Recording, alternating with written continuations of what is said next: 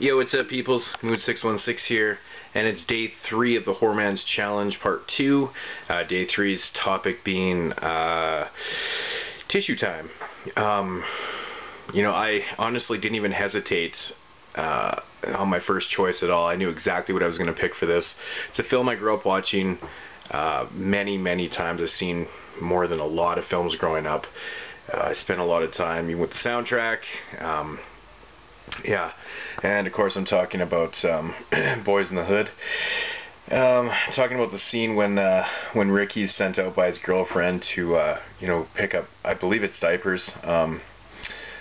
Yeah, diapers and whatever, and he's walking with Cuba Gooding Jr., which is Trey in the film.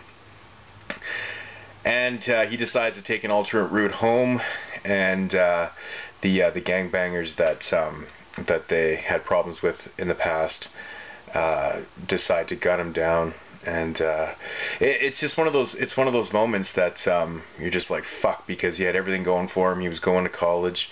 It's just so fucking sad. It's so realistic because, you know, I get this type of shit probably happens. I mean, I didn't grow up in a hood, but I'm sure it happens. And it's just John Singleton, I thought, captured it so well. And just the whole scene of Trey, you know, bringing in the body, and or is it O-Dog? Or Doughboy, I mean. I'm thinking Menace. But I actually haven't watched the film in a couple years, but just that whole scene is just so ridiculous. Then you got Cuba Gooding Jr., of course, wants to get payback and grabs the gun and stuff. But just that whole scene when it goes in the slow-mo and he gets gunned down, and it's just fuck, it just blows me away every time. And of course the end of the film chokes me up too. You know, when they don't show Doughboy, which is Ice Cube's character. He dies 2 weeks later in the story, and you know, it just gets to me a little bit because, you know, it's sad. It just kind of drives me nuts. But yeah, so Boys in the Hood, honorable mention going to another film that I grew up watching a shit ton. Menace to Society, of course, the end scene in that film. If you haven't seen it, of course, these are spoilers. But the end scene with O-Dog and Trey.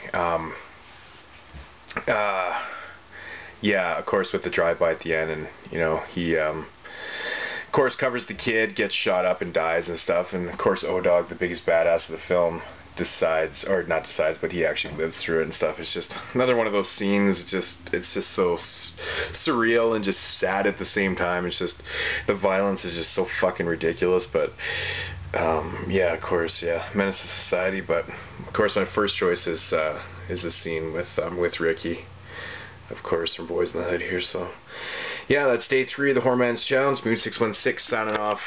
Peace.